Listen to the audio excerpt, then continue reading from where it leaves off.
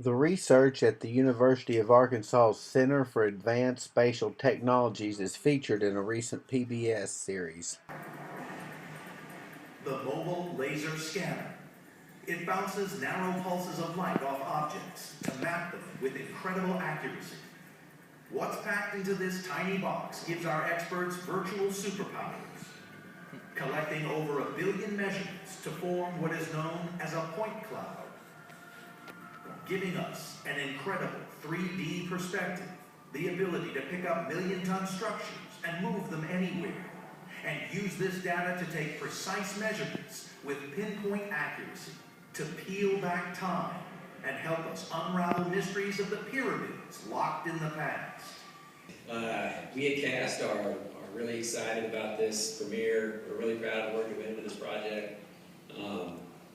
It's not the typical, for a number of reasons, it's not the typical project that we have at CAST. So aside from the television cameras following us around and everything else, the royal treatment that we had throughout the travel that we did for this show, it's not every day that we get to work on such name brand cultural heritage sites throughout the world.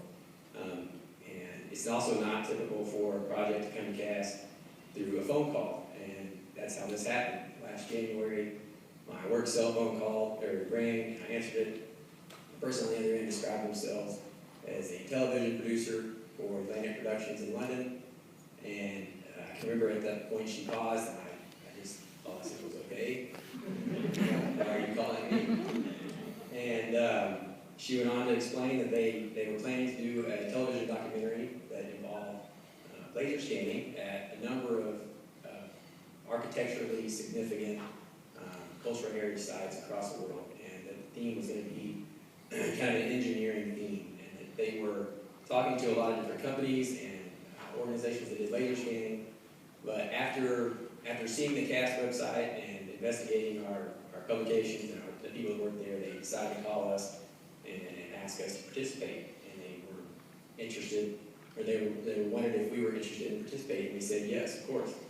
And so over the next few days, we had a series of meetings with them.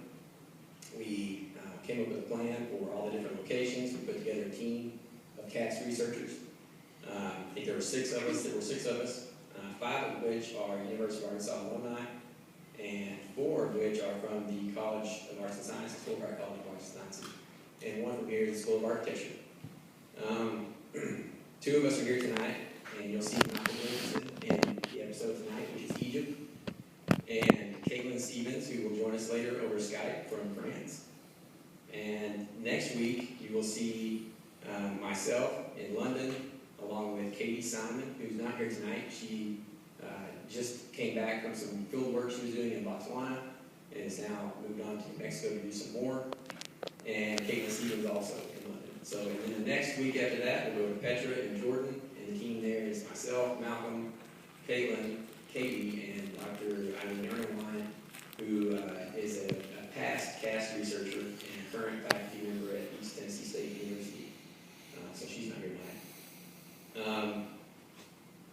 Let's see. So after the show, we'll have a couple promos that will show London and Petra, and then we will have a Q&A session.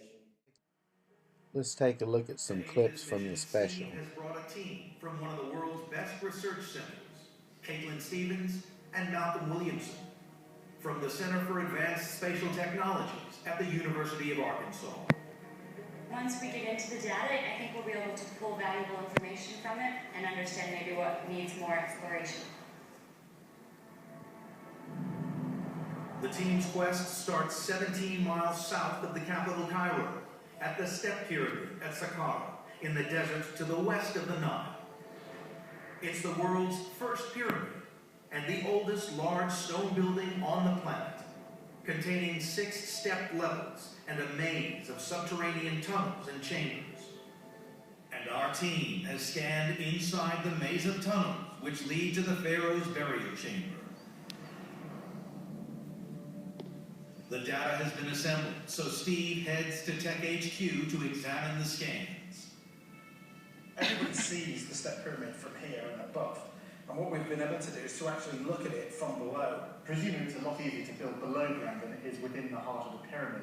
From the very first multi-story building to the pinnacle of high-rise ambition, revealing how their engineering successes and failures brought them ever closer to the crowning glory of the Great Pyramid, and offering fresh insights that could cause archaeologists to reevaluate the most studied structures in the ancient world. And there is a debate in the community, in the archaeology and heritage community, about the value of this kind of data. And a lot of people think of it as just creating nice models of something, of a heritage site or an archaeological site. And what we've always maintained is that there's a lot of value in analysis that can be achieved only by this kind of data. And as we began working with the team and with Steve Burrows in particular, we began to realize that they shared the same ideas that we did, and that's what led us